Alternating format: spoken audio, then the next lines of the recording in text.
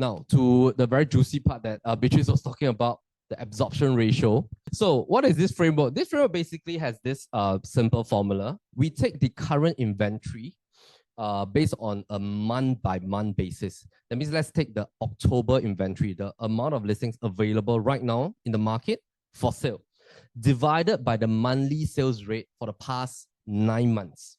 And that will then give us the absorption ratio of a type of landed in a particular district. So let's have a look at the first example. And we're going to deep dive into D15 as well as the rest of the DR4 district. So the assumption is that the longer the absorption ratio, the longer it takes for you to exit. The shorter the absorption ratio, the easier it is to exit. Let me just bring out this example. So this is the formula that we are using. Of course, there are some assumptions there.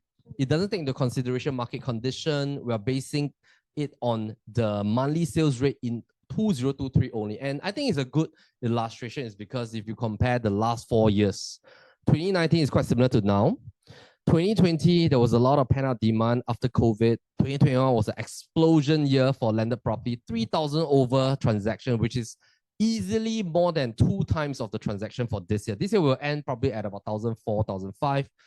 2021, we had 3,000 over transactions. That's like multiplied by 2.25 times.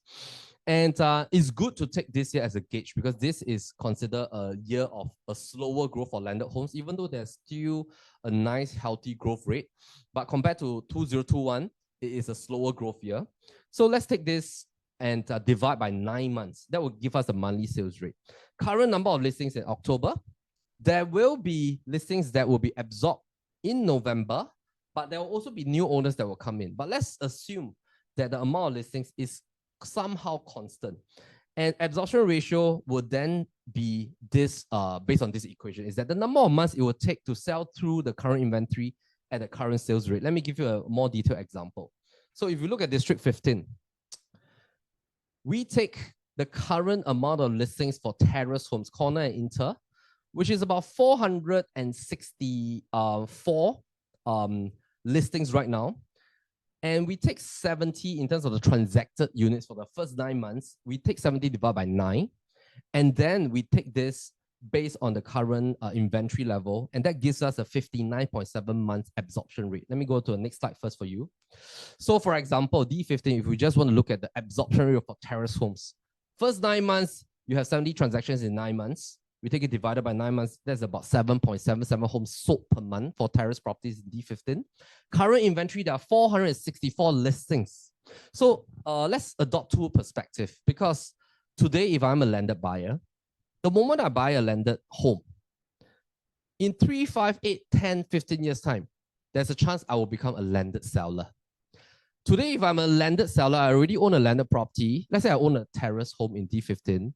I'm thinking to buy a semi-D in D15. I want to get a bigger land. I'm a seller as well as a buyer. So by understanding this, it works for us both ways as a property owner or property investor. So it then means that if I am one of the inter-terrace seller or corner terrace seller in D15, I have to think of a way to position my property differently if I want to stand out from the crowd because there's 464 competition in D15. So as a lender seller perspective, I have to position my property differently to stand out for a crowd because I need to attract this 7.77 buyers per month.